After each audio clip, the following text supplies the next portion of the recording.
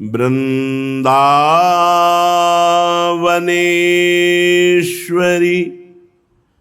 तवैव पदारविंदम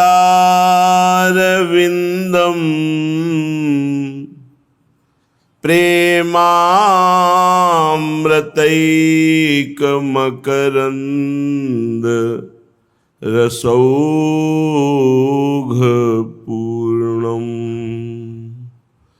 हृद्यर्पितं मधुपतेः स्मरतापमोग्रं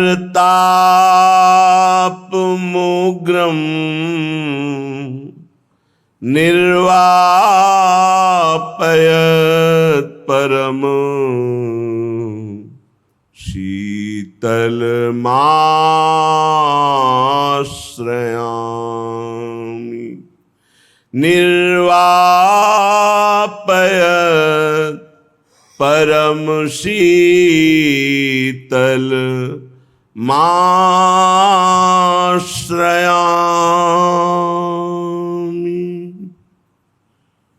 चलते हैं श्रीमद् भागवत महापुराण। ब्रह्मा जी जब भगवान के नाभि कमल से प्रकट हुए, चारों तरफ देखने की चेष्टा की तो चार मुख हो गए। फिर 100 दिव्य वर्ष तक कमल नाल पकड़कर नीचे उतरते हुए अपने आधार को खोजा, नहीं मिले। फिर ऊपर आकर अपनी इंद्रियों को एकाग्र करके समाधिस्थ होकर भगवान की 100 दिव्य वर्ष तक आराधना की तो हृदय में ही भगवान दिखाई देने लगे। देखा अद्भुत शेष शैया पर भगवान श्री हरि शयन किए हुए हैं। गौरवर्ण भगवान शेष जी का 10,000 फण दिव्य मणियां चमक रही हैं। उन्हीं की नाभ से कमल प्रकट हुआ, कमल में ब्रह्मा जी बैठे। ये अंतःकरण में ही ब्रह्मा जी ध्यान के द्वारा देख पा रहे हैं। ब्रह्मा जी ने भगवान की स्तुति की, जो कल आप श्रवण किए, उसमें थोड़ी जो शेष है उसे श्रवण कीजिए। ब्रह्मा जी ने कहा, प्रभु जो कर्म आपको अर्पण कर दिया जाता है वो अक्षय हो जाता है, उसका कभी नाश नहीं होता और बहुत गुना बढ़कर के वो लाभ मिलता है। जैसे आपने कर्म किया, ये हम सत्संग में हजारों बार बता चुके होंगे कि अगर आप प्रतिपल अर्पित करते हैं कर्म, बहुत बढ़िया। अगर आप भूल जाते हैं तो 1-1 घंटे में अर्पण कर दीजिए।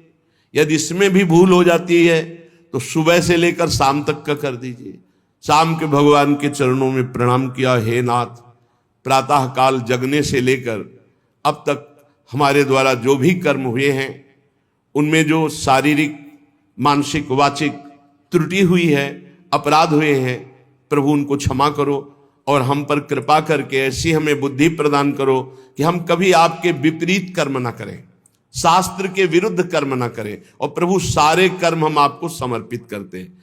जो कर्म भगवान को अर्पण कर दिया जाता है वो अक्षय अविनाशी हो जाता है और अनंत गुना बढ़कर वो लाभ देने वाला है। जैसे आपने परिक्रमा की और इसके बाद प्रणाम करके प्रभु को अर्पित कर दिया और बहुत बड़ा लाभ उससे प्राप्त होगा। पर साथ में प्रार्थना मत भूलना कि हमारे शरीर से, हमारे मन से, हमारे वाणी से जो आपके विरुद्ध आचरण बने हो जाने अनजाने में, प्रभु क्षमा कर दो और मेरी बुद्धि को ऐसे शुद्ध करो कि कोई ऐसी गलती ही ना हो, शास्त्र विरुद्ध आचरण ही ना हो, आपके प्रतिकूल आचरण ना हो। क्योंकि शरणागति तभी पुष्ट होती है जब श्री कृष्ण अनुकूल लेन प्रतिकूलस्य विसर्जनम, प्रतिकूल आचरणों का त्याग हो जाए और भगवान के अनुकूल, और वो अनुकूल कर्म भगवान को समर्पित कर दिए जाए तो वो अविनाशी हो जाते हैं और वो भगवत प्राप्ति कराते हैं।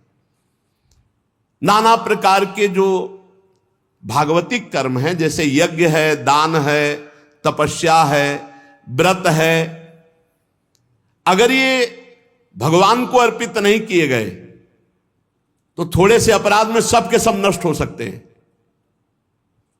ये भगवान को अर्पित करना अत्यंत आवश्यक है। बहुत गूढ़ बात है जैसे हमसे वैष्णव अपराध बन गया, ये बहुत खतरनाक अपराध है। भक्तों की निंदा, भक्तों में दोष दर्शन, भक्तों का दिल दुखा देना, जरा भी किसी तरह से उनके गुणों में चर्चा करके दोष निकाल लेना, बहुत बड़ी हानि है ये। किए सुकृत सब जन्म के, छीन में डारे खोए। अब आपने भगवान को कर्म अर्पित किए हैं, 2 घंटा से नाम जप कर रहे हैं और वो भगवान को अर्पित कर दिया। करना चाहिए।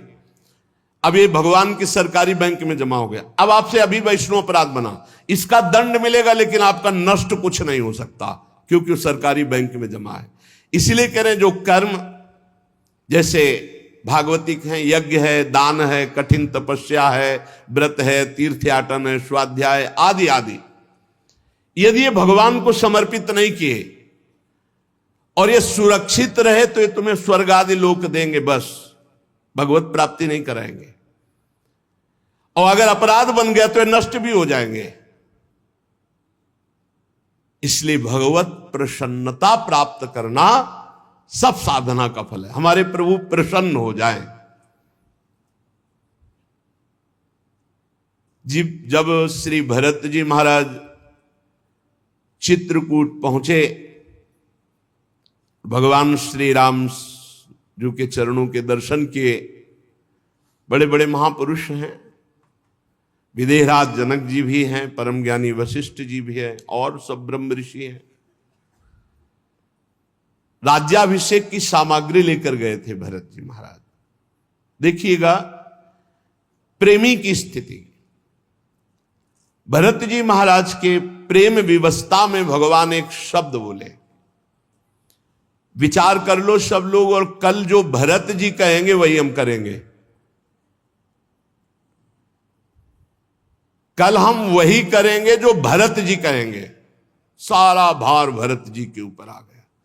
और भरत जी तो गए ही थे उत्साह युक्त होकर के भगवान का राज्याभिषेक करने के लिए, सब राज्य सामग्री, राज्याभिषेक की सब सामग्री।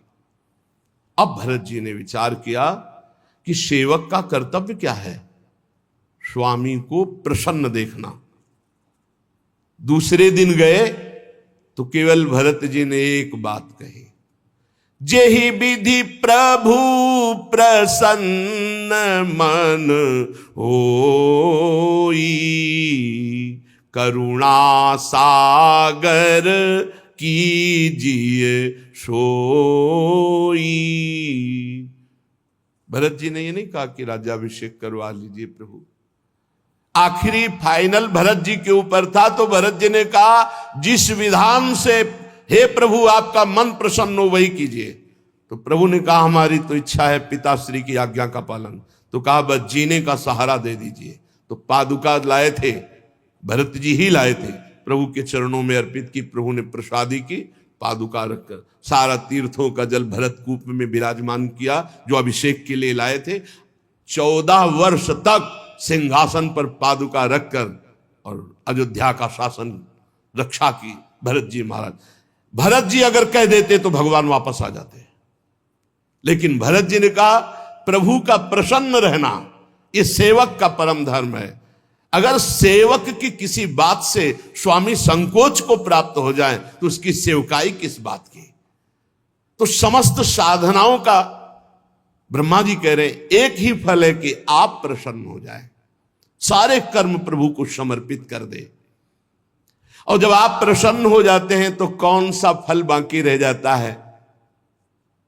प्रभु आप सर्वदा जीवों के हृदय में बैठकर ज्ञान देते रहते हैं। ध्यान दीजिए, आप जब कोई गलत काम करना चाहेंगे तब आपको एक अंदर से आवाज आएगी, ये गलत है मत करो, फंस जाओगे। सबके हृदय में देखो, ब्रह्मा जी कह रहे हैं हे प्रभु आप सबके हृदय में ज्ञान प्रदान करते हैं, गलत मार्ग में जा रहे हो मत करो। लेकिन कोई नहीं सुनता प्रभु की बात और फंस जाता है, दुर्गति को जाता है।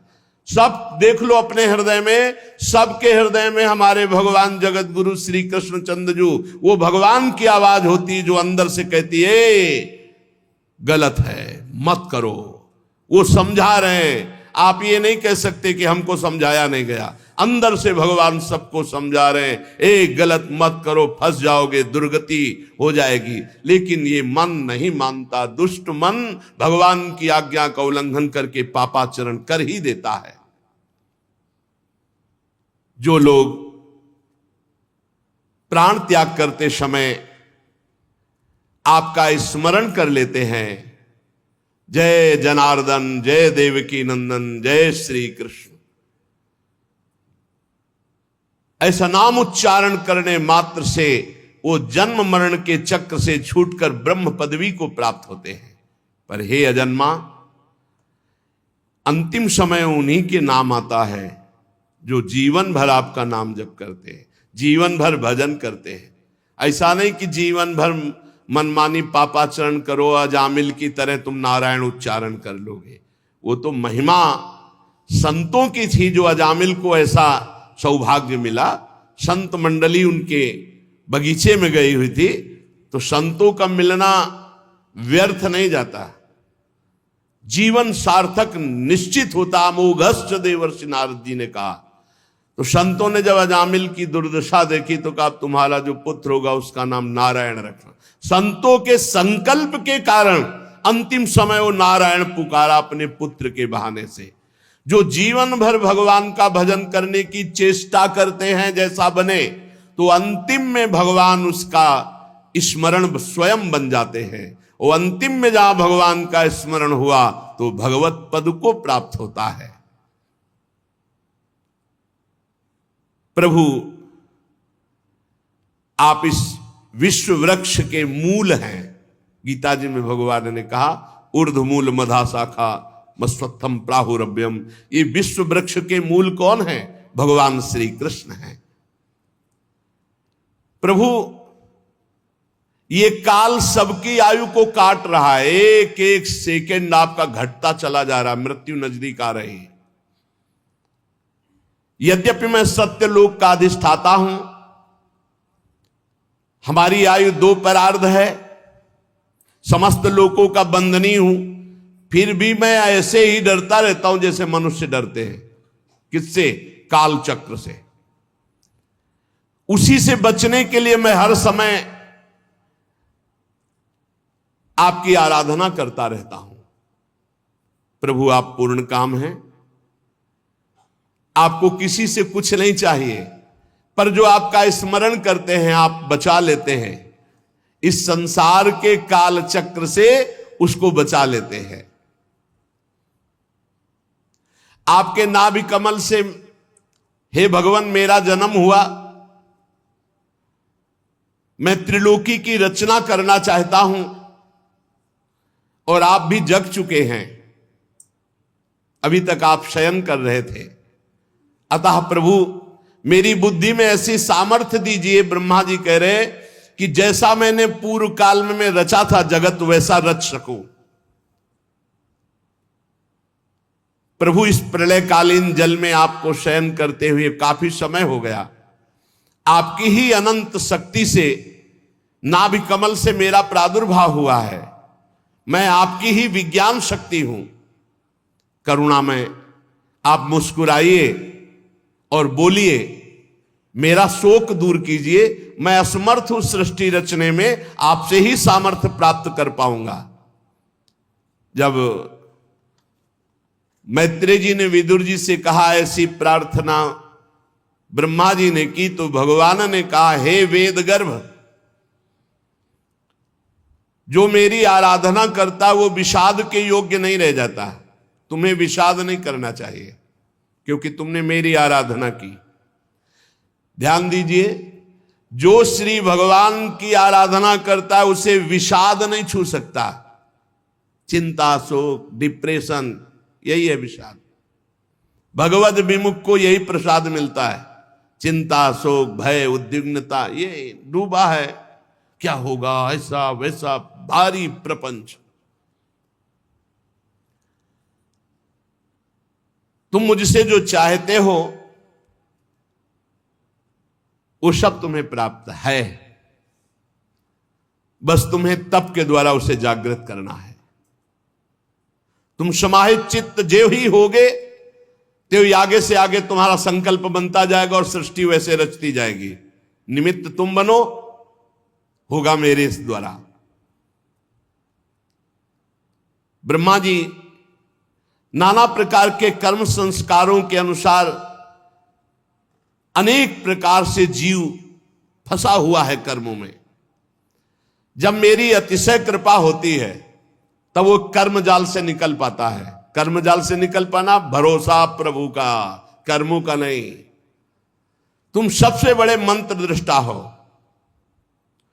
तुम निरंतर मेरा भजन करते रहना तो सृष्टि में रजोगुण रूपी पाप तुम्हें बांध नहीं पाएगा। इस जगत में रहते हुए, जगत के कार्य करते हुए भी जगत तुम्हें फांस नहीं पाएगा यदि नाम जप करते रहे। और भजन छूटा तो कह हनुमंत विपत्ति प्रभु सोई, जब तो सुमिरन भजन न होई। बात पकड़ लो।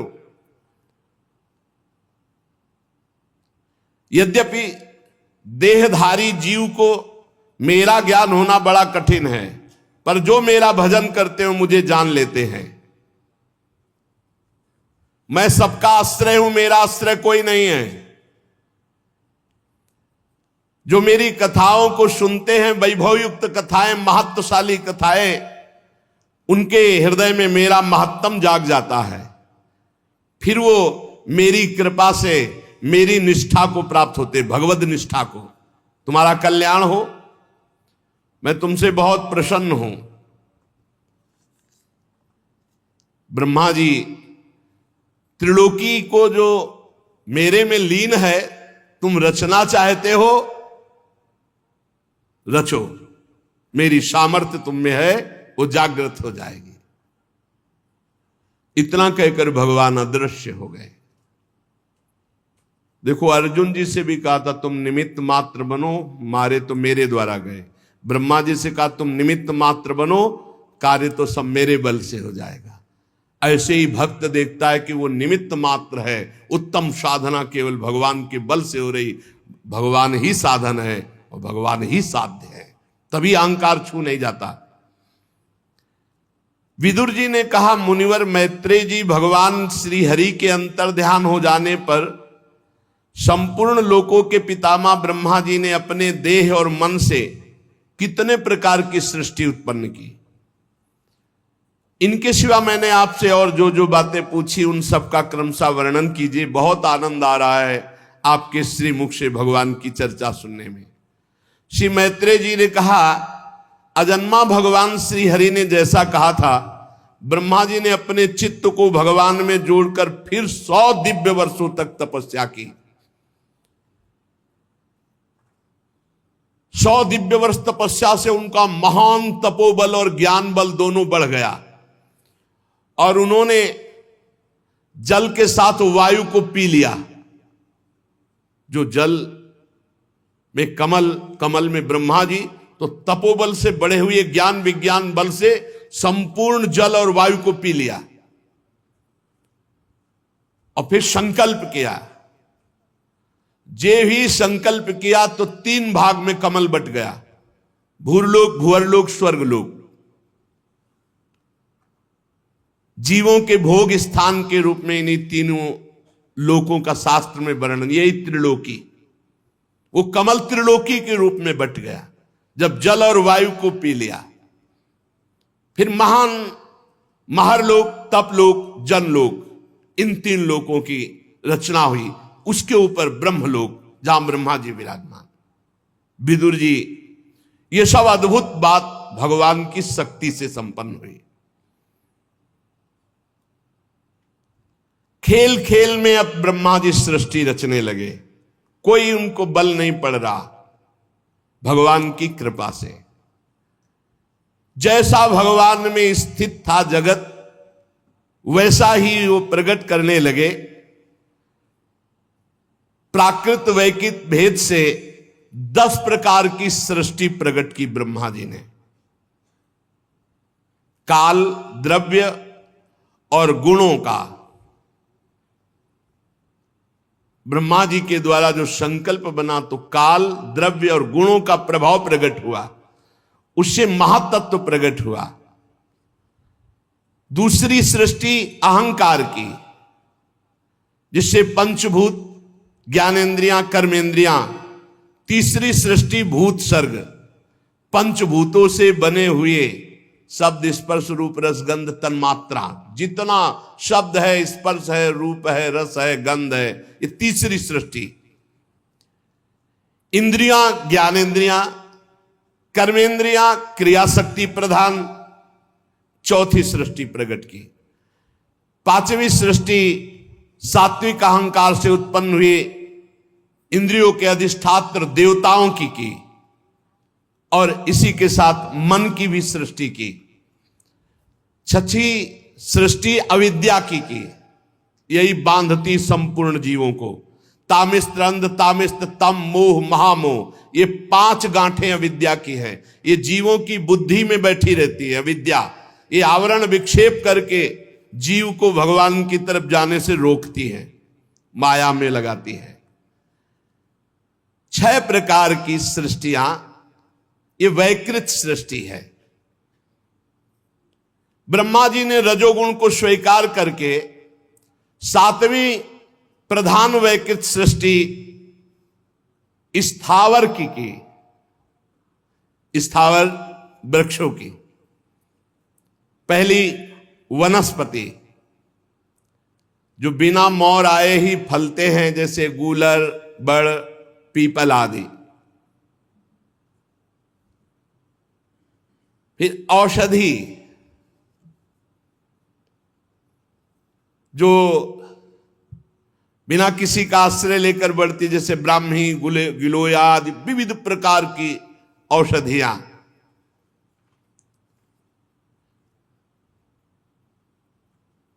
वनस्पति में धान, गेहूं, जौ, चना, विविध प्रकार के अन्न भी आते हैं। जिनकी छाल बहुत कठोर होती है, त्वक्सार, बीरुद, जो लता भूमि में फैलती, खरबूजा, तरबूजा आदि, ये ऊपर नहीं चढ़ सकती। द्रुम, जैसे आम, जामुन, पीपल आदि, ये बड़े बड़े वृक्ष, इन्हें द्रुम कहा गया है। तो वनस्पति, औषधि, लता, त्वक्सार, विरुद्ध, द्रुम, ये 6वीं स्थावर वृक्षों की रचना ब्रह्मा जी ने की।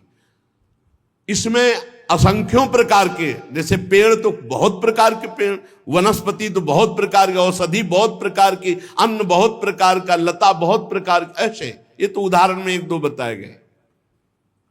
इन वृक्षों में ज्ञान शक्ति नहीं होती, पर स्पर्श शक्ति होती है। जैसे आप कुल्हाड़ मारोगे तो जैसे हमें कुल्हाड़ में लगेगा, ऐसे वृक्षों को लगेगा।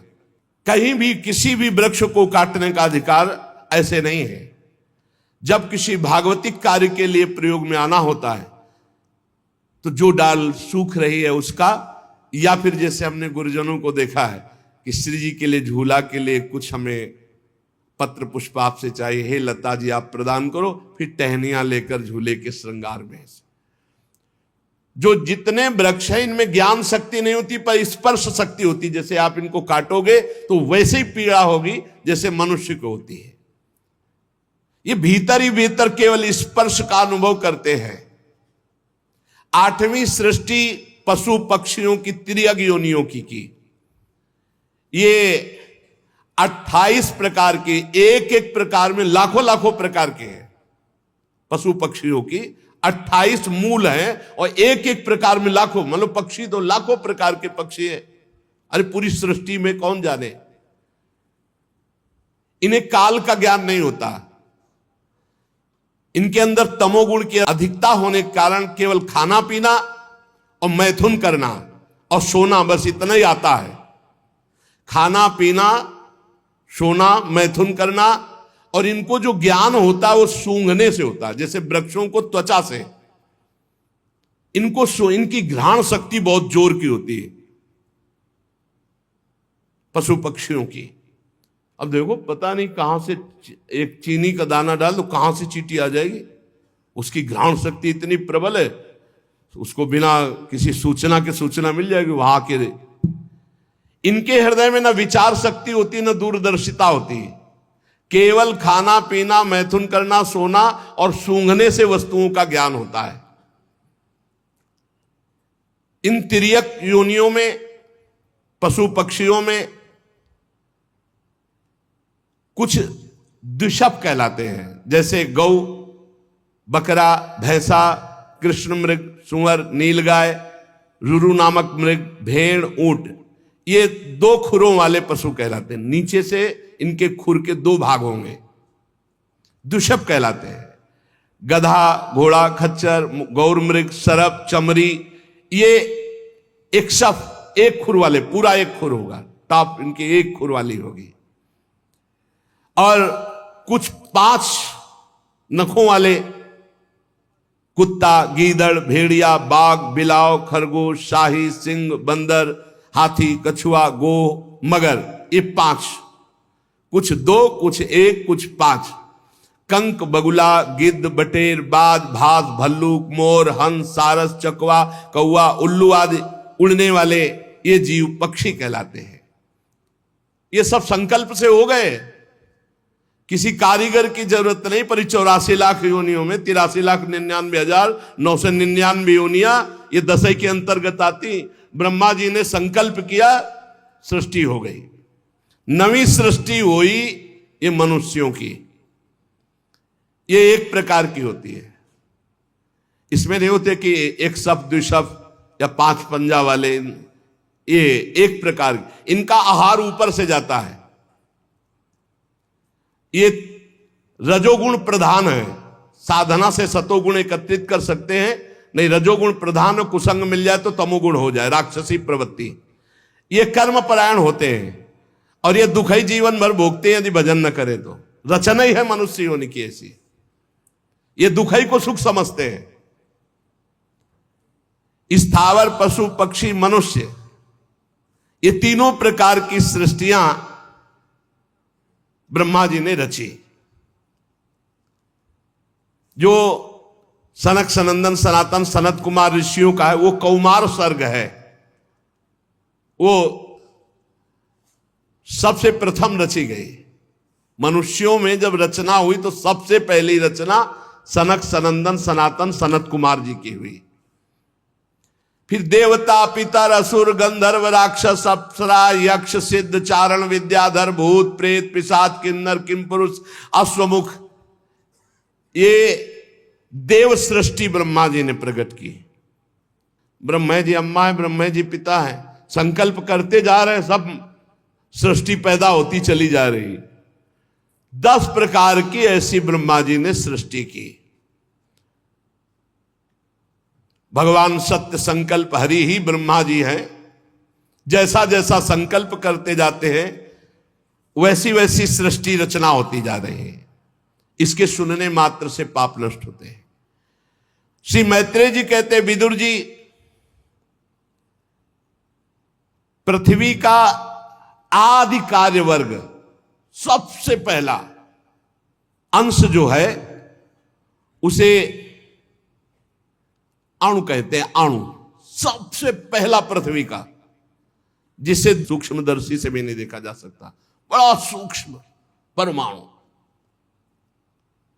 परमाणु जब परस्पर मिलते हैं तब एक अवयवी की प्रतीत होती है। बड़ा सूक्ष्मतम अंश ये महान है। इसीलिए भगवान को कहा गया है अणु अणियान महतो मह्यान। छोटे में सबसे छोटा, अणु से भी छोटे भगवान, और महान में सबसे बड़े विराट भगवान। जब 2 परमाणु मिलते हैं तब एक अणु होता है। इतना छोटा है पृथ्वी का सबसे पहला अंश परमाणु। बड़ा ध्यान से सुनोगे तब तुम्हें समय का ज्ञान होगा, काल किसे कहते हैं। 2 परमाणु मिलते हैं तो एक अणु होता है। परमाणुओं को देखा ही नहीं जा सकता। और जब 3 अणु मिलते हैं तो उसे त्रिसरेणु कहते हैं। त्रिसरेणु देखा जाता है, जैसे खिड़की से सूर्य की किरणें आ रही हो तो उसमें जो छोटे छोटे कण उड़ते दिखाई देते हैं, उन्हें त्रिसरेणु कहते हैं। झरोखे में से होकर आई हुई सूर्य की किरणों के प्रकाश में आकाश की तरफ जो उड़ते हुए रेणु दिखाई देते हैं, वो 3 अणु मिलकर के तब वो त्रिश्रेणु हुए, तब वो देखने में आते हैं। परमाणु को तो देखा ही नहीं जा सकता। ऐसे 3 त्रिश्रेणुओं को पार करने में जो सूर्य को समय लगता है उसे त्रुटि कहते हैं। और 100 गुना त्रुटि का वेद होने पर फिर उसे वेद कहा जाता है।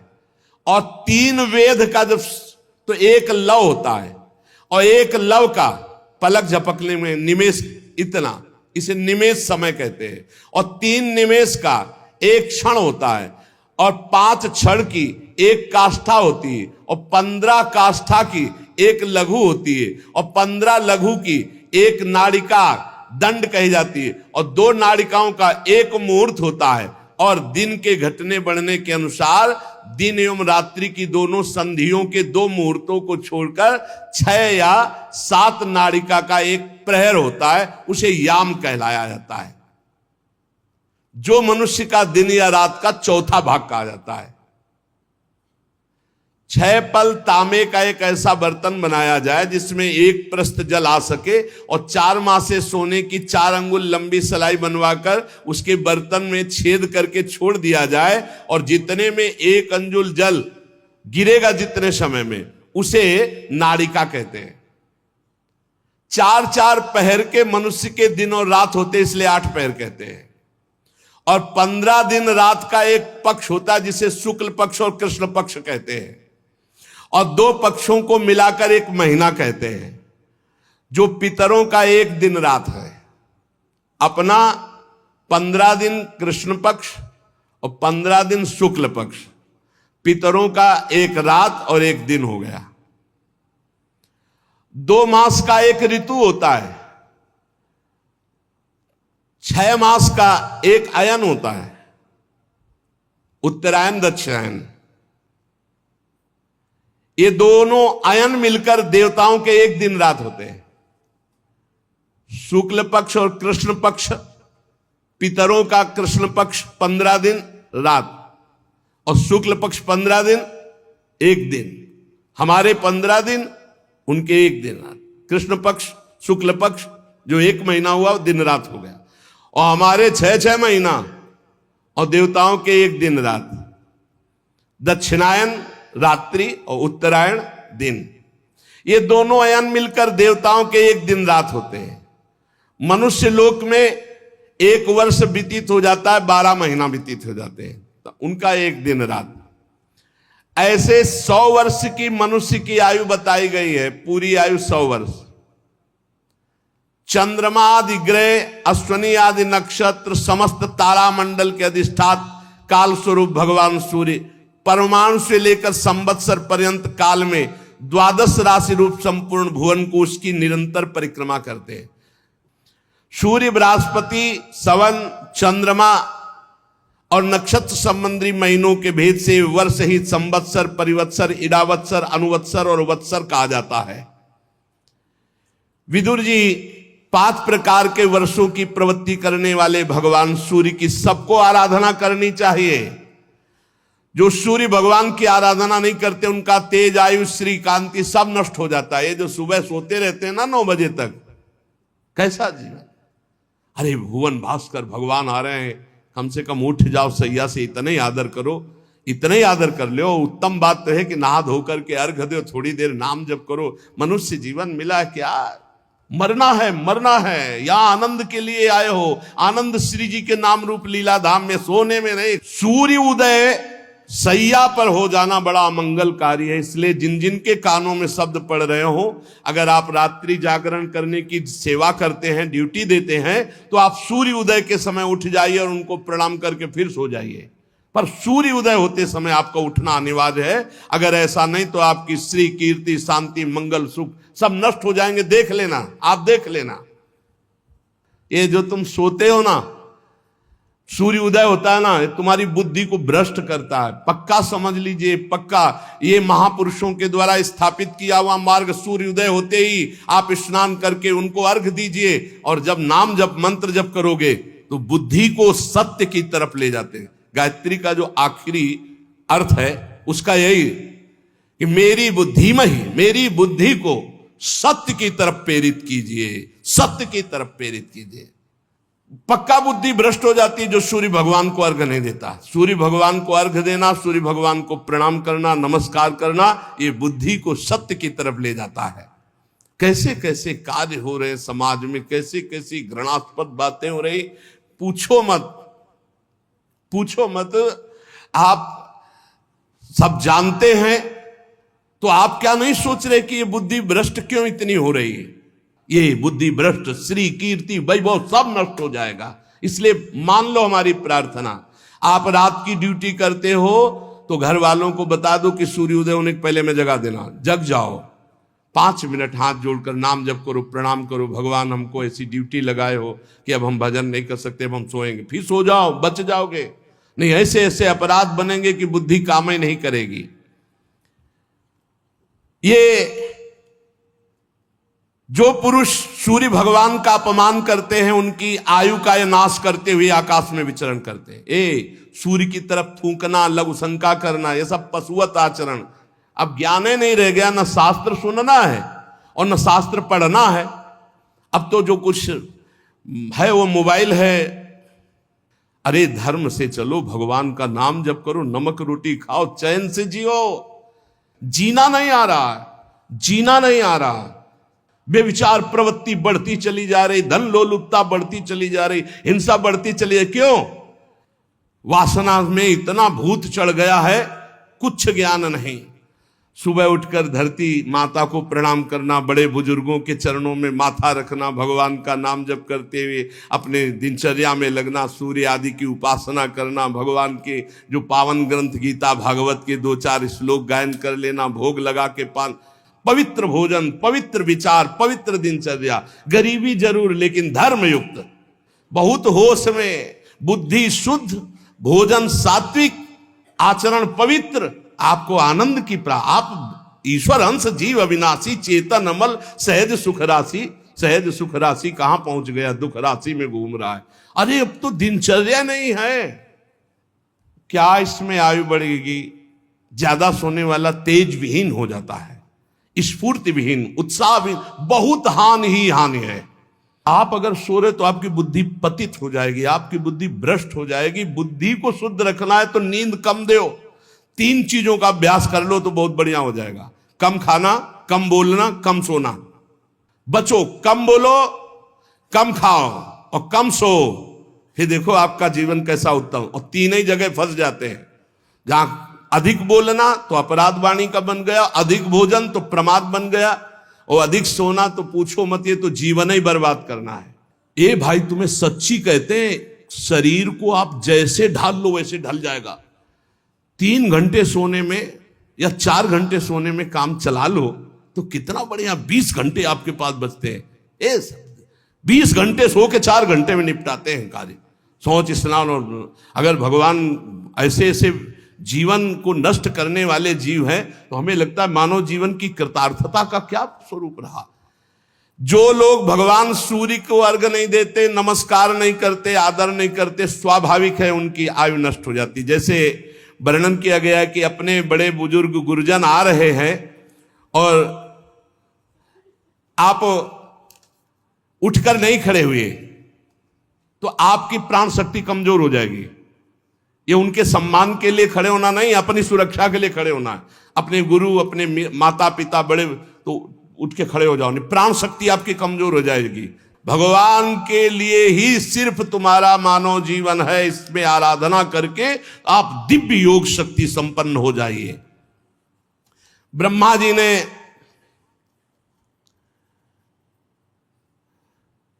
ये समय का रचना किया। विदुर जी कहते सतयुग, त्रेता, द्वापर और कलयुग। ये सुना है तो प्रभु इनका समय क्या है, इनका संध्यांश क्या है? तो मैत्रेय जी ने कहा ये 4 युग अपनी संध्या और संध्यांशों के सहित देवताओं के 12,000 वर्ष तक रहते हैं, ऐसा बताया गया है। सतयुग में दिव्य वर्ष की बात है। 4000 दिव्य वर्ष और 800 संध्यांश दिव्य, तो 4800 वर्ष दिव्य। मानवीय गणना में अलग होता है और ये दैवी गणना में अलग होता है। जैसे दैवी गणना में कलयुग है 1200 दिव्य वर्ष, तो मानवीय गणना में 4,32,000 वर्ष, 4,32,000 वर्ष। तो द्वापर कितना हुआ? 8,64,000 32 दूनी, तो 8,64,000 वर्ष द्वापर। इसका तिगुना त्रेता और इसका चौगुना सतयुग, ऐसा वर्णन है। ये 4 युग है। सतयुग के मनुष्यों में धर्म चारों चरण से रहता है, और फिर त्रेता युग में 1 चरण क्षीण होता है, फिर द्वापर में 2 चरण क्षीण होते हैं, कलयुग में 3 चरण क्षीण हो जाते, 1 चरण से चलता है धीरे धीरे। और जब ये चतुर्युगी 1000 बार चतुर्युगी बीत, तो ब्रह्मा जी की रात्रि आ जाती है। सबको समेट करके नाश करके ब्रह्मा जी अपने दुकान समेट करके भगवान नारायण में लीनो शयन करते हैं। फिर 1000 चतुर्युगी के बाद फिर रचते हैं। ऐसे चलता है दिन रात, रात में सो गए, दिन में रच दिया। फिर जो पूरी ब्रह्मा जी की आयु होगी उसे महाप्रलय कहते हैं। कुछ नहीं, सब समाप्त। ब्रह्मा जी का जब तक दिन चलता है तब तक सृष्टि चलती है, जहां रात आती तो सब समेट लेते हैं। ब्रह्मा जी के एक दिन में 14 मनु बदलते हैं, एक दिन में 14 मनु। अरे बड़ा विचित्र खेल है। एक मनु का राज्यकाल जानते हो कितना होता है? 71 चतुर्युगी, 71 बार चतुर्युग, चारों युग व्यतीत हो जाएंगे तब एक मनु, और 14 मनु ब्रह्मा जी के एक दिन में बदलते हैं। प्रत्येक मनवंतर में सप्तऋषि, देवता और इंद्र और गंधर्वराज ये सब बदल जाते हैं।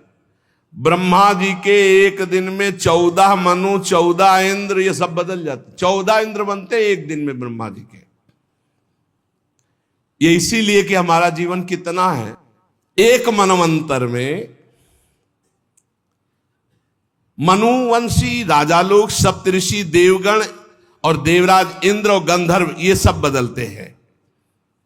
और ब्रह्मा जी प्रतिदिन ऐसे सृष्टि रचते हैं और रात के सब समेट लेते हैं। बड़ा भगवान का विचित्र खेल है। कालक्रम से जब ब्रह्मा जी के दिन बीत जाता है तब वो तमोगुण को स्वीकार करके निश्चेष्ट भाव से सृष्टि का नाश कर देते हैं।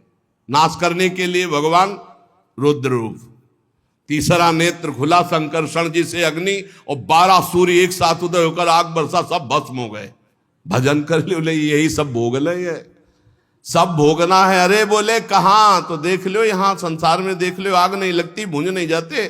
फैक्ट्री में आग लग गई, गाड़ी में आग लग गई, सब जल रहे हैं। ऐसे आग लगेगी, जलना पड़े। भगवत प्राप्ति कर लो भाई, नहीं आगे सब ये सुनते रहो। भगवत प्राप्ति के लिए तुम रो पड़ोगे, सुनते केवल रहो। सारा विश्व उस समय अग्निमय हो जाता है, भस्म हो जाता है। भयंकर जल वर्षा, फिर जल में, और उसी जल में भगवान शयन करते हैं। और उन्हीं भगवान को प्राप्त कर लो, खत्म हो जाएगा खेल, ये जलना जुलना, आनंद में हो जाओ। उन्हें तो श्री जी के पास जाना है, श्री जी के साथ खेलना है, खाना है, जहां माया का प्रवेश ही नहीं। इसीलिए कहते जय वृंदावन, प्राण वृंदावन, सर्वस्व वृंदावन। ये सब भूर भुआ स्वर्ग लोग सब जलमय हो जाते, आग लगती। पहले वर्णन है, पहले 100 वर्ष बरसात नहीं होगी। अब 100 वर्ष, 1 साल ना हो तो भूखा मरना शुरू हो जाता है। फिर लोग लोगों को खाने लगेंगे, भूख से व्याकुल होकर। 100 वर्ष तक आग जब बरसेगी। ये कहानी नहीं है, ऐसा होता है। फिर 100 वर्ष तक प्रलयंकारी जल, जल ही जल, जल ही जल। काहे को मरोगे, पहले ही भगवान का भजन करके परम पद प्राप्त कर लो। मनुष्य शरीर इसीलिए दुर्लभ कहा गया है। ये जब सृष्टि नाश होनी होती तो भगवान शेष जी के 10,000 फणों से विषैली आग पैदा हो जाती है, 12 सूर्य उदय हो जाते हैं, नीचे से संकर्षण और ऊपर से महादेव की तीसरा नेत्र खुल गया, भस्म होता सब चला जाओ। राधा राधा, तभी हम कहते हैं कसाई वाड़े में बंद हो काल के, भजन कर लो भजन, कुछ नहीं चलेगी तुम्हारी बादशाही, तुम्हारी ऐंठ, तुम्हारी छाती तान के चलना, बहुत सावधान, राधा राधा, परोपकार कर लो, मंगल कर लो, अच्छी कमाई कर लो, भगवान के पास चलो। सातों समुद्र प्रलय काल के प्रचंड पवन से उमड़ती हुई ताल तरंगों से मर्यादा तोड़कर पूरी त्रिभुवन को डुबाने लगते हैं। उसी जल में भगवान आराम से नेत्र मूंद करके शेष सैया पर शयन करते हैं। 1,000 चतुर्युगी रूप प्रतीत होने वाले दिन रात के फेर से ब्रह्मा जी की 100 वर्ष की परम आयु, ब्रह्मा जी भी भयभीत होते रहते हैं। 2 परार्ध कही गई है ब्रह्मा जी की आयु, पहला परार्ध व्यतीत हो गया है, दूसरा चल रहा है परार्ध, महाप्रलय के लिए। ब्रह्मा जी की उत्पत्ति ब्राह्म नामक महाकल्प में हुई थी, एक परार्ध व्यतीत हो गया, दूसरा चल रहा है पाद्मकल्प पहला। विदुर जी इस समय जो कल्प चल रहा है उसे दूसरा परार्ध कहते हैं, ये वाराह कल्प है। पाद्मकल्प पहला परार्ध और दूसरा है वाराह कल्प। इसमें भगवान ने वाराह रूप धारण किया था। ये 2 परार्ध काल अव्यक्त अनंत अनादि विश्वात्मा श्री हरि का, सुनो, ब्रह्मा जी का ये 2 परार्ध भगवान का क्या है, निमेष, इसे कहते हैं निमेष। ऐसे भगवान हमारे हैं और ऐसे भगवान को हमारी लाडली जो अधीन की हुई है, इसीलिए हम जीत गए। हमारे माई श्यामाजू को राज जाके अधीन सदा सांवरो, या ब्रज को सिरताज, घर वाले हो गए अपने लोग। लालजू के घर वाले हैं, घर के जैसे सदस्य नहीं होते तो घर के सदस्यों को बचाया जाता है ना, घर के सदस्यों को थोड़ी देखा जाता है कौन अच्छा कौन बुरा, घर के जन है इनको बचाओ। तो हम सब प्रियालाल के घर के सदस्य हैं, शरणागत जल है। ये काल की दाल हमारे ऊपर नहीं गलेगी, विश्वास करो। अरे वो संबंध मात्र से कल्याण करते हैं, ये मेरा है, एक बार हृदय से स्वीकार कर लिया, उसी से उन्नति शुरू हो जाती है। बहुत कृपालु हैं, क्योंकि जानते हैं दुर्जय माया है, जीत नहीं पाएगा, केवल हे हरि मैं आपका हूं इतने मात्र से वो पार कर देंगे। यही जब हम बचपन में भगवत मार्ग में भागे थे ना, तो यही जब पढ़ते थे तब व्याकुलता होती थी कि मुझे बस ब्रह्म प्राप्ति करनी, अब जन्म मरण के चक्र में नहीं फंसना। इसीलिए भूख प्यास गर्मी सर्दी सब, इसकी कोई परवाह नहीं थी। कोई जैसे देखे हमारी तरफ आ रहा तो उठ के खंडेर की तरफ चले जाते, न मिलना न देखना, हमको भगवत प्राप्ति करनी है। समस्त कारणों के परम कारण श्री भगवान जी हैं। अब ब्रह्मा जी ने अज्ञान की 5 प्रवृत्तियां पैदा की, तम अर्थात अविद्या, मोह अर्थात अस्मिता, महामोह अर्थात राग, तामिस्त्र अर्थात द्वेष, अंधतामिस्त्र अभिनिवेश। ये पापमयी दृष्टि है, जिसकी अविद्या की दृष्टि है, मोह की दृष्टि है, राग की दृष्टि है, द्वेष की दृष्टि है, इससे पाप ही होता है। ब्रह्मा जी ने देखा है तो पाप कराने वाली मैंने सृष्टि रची, पवित्र हुए, पवित्र होकर आचमन किया और भगवान का ध्यान किया। दोबारा संकल्प किया तो सनक सनंदन सनातन सनत कुमार, ये 4 निवृत्ति प्राण ऊर्ध्व रेता मुनि प्रकट हुए। इनसे कहा सृष्टि रचो, बोले हमारे बस की बात नहीं, हम तो हरिश शरणम हरिश शरणम हरिश शरणम। निकल पड़े दिगंबर महापुरुष। कहा तुम लोग सृष्टि उत्पन्न करो, उनका पिताश्री, हम निवृत्ति मार्ग पर चिंतन रखने वाले हैं, इसलिए हम ऐसा नहीं कर सकते। ओ हरिश शरणम हरिश शरणम। ब्रह्मा जी ने देखा कि तो मेरी आज्ञा नहीं मान रहे, बड़ी गुस्सा आई। जब ब्रह्मा जी को गुस्सा आई, बहुत रोकने का प्रयास किया लेकिन बहुत गुस्सा आ गई, तो ब्रह्मा जी के बीच भाव से यहां से श्याम वर्ण का एक तेजोमय देव प्रकट हुआ और वो थोड़ा रुदन करने लगा। तो उनका रो मत, बोले मेरा नाम बताओ, बोले रोए इसलिए रुद्र, बोले रहने का स्थान बताओ, बोले कैलाश। यहां श्रीमद् भागवत महापुराण के विधान में भगवान ब्रह्मा जी के भ्रकुटी मध्य से भगवान रुद्र का अवतार हुआ, देवाधिदेव महादेव। देखो, ये हमने कई बार कहा है कि जिस पुराण को आप पढ़ोगे उसमें वही अधिष्ठात्र देवता होगा। जैसे अपने गुरु कृपा से कई पुराणों का स्वाध्याय हुआ, तो अगर देवी पुराण तो देवी से सबकी उत्पत्ति, शिव पुराण तो शिव से सबकी उत्पत्ति, जिस पुराण के अधिष्ठात्र देवता उसी से सबकी उत्पत्ति। तो यहां भगवान श्री हरि, श्री कृष्ण, उनके लिए श्रीमद् भागवत, तो इसमें श्री कृष्ण श्री हरि से भगवान ब्रह्मा, ब्रह्मा जी से देवाधिदेव महादेव जी का प्रादुर्भाव। तब कमल योनि भगवान ब्रह्मा ने उस बालक की प्रार्थना पूर्ण करने के लिए मधुर वाणी में कहा, देव श्रेष्ठ, तुम देव श्रेष्ठ हो, देवाधिदेव हो, तुम्हारा नाम रुद्र, तुम्हारे रहने का सूक्ष्म स्थान, सबका हृदय, सबके इंद्रियां, सबके प्राण, आकाश, वायु, अग्नि, जल, पृथ्वी, सूर्य, चंद्रमा और तपस्या, ये तुम्हारे स्थान है। और तुम 11 रूपों में रहोगे, मन्यु, मनु, महिनस, महान, शिव, ऋतध्वज, उग्ररेता, भव, काल, वामदेव, धृतव्रत, धी, वृत्ति, उषना, उमा, नियुत, सर्पी, इला, अंबिका, इरावती, सुधा, दीक्षा, ये 11 रुद्राणियां तुम्हारी अर्धांगिनी होंगी।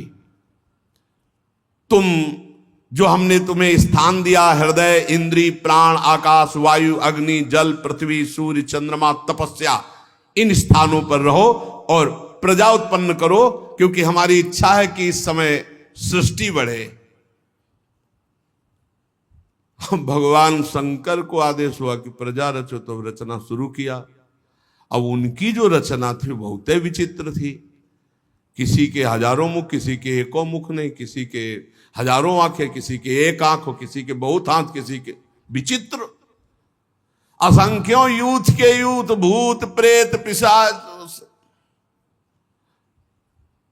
ब्रह्मा जी ने कहा बंद करो, बंद करो, आप अपनी सृष्टि बंद करो, नहीं जो हम सृष्टि रच रहे सब खा जाएगी आपकी सृष्टि। महाराज, ये सारे दिशाएं डरपने लगी, आप अपनी सृष्टि बंद करो, तुम्हारा कल्याण हो, हमारे आदेश का पालन हो गया, बस। ये आपने जो सृष्टि रची पूरी सृष्टि को खा जाएंगे, मत रचो सृष्टि, तुम्हारा कल्याण हो, तुम सुखी रहो, तुम तप में लगो, तपस्या करो। हे इंद्रियातीत, हे सर्वांतर्यामी, हे ज्योतिष स्वरूप देवाधिदेव, आप अपनी सृष्टि बंद कर लो। भगवान शंकर ने कहा, आप ने कहा था रचो, तो फिर आपकी आज्ञा पालन करके रच रहे थे। तब भगवान रुद्र ने कहा ठीक है, और वो समाधि में शंकर सहज स्वरूप संहारा, लाग समाधि अखंड 88 हजार वर्ष तक की समाधि देवाधिदेव की। ब्रह्मा जी फिर उदास हो गए, अब हमारी सृष्टि कैसे बढ़े, तो अगला संकल्प करते हैं, फिर क्या प्रकट होता है आगे चर्चा करते हैं। श्री राधा वल्लभ लाल की जय।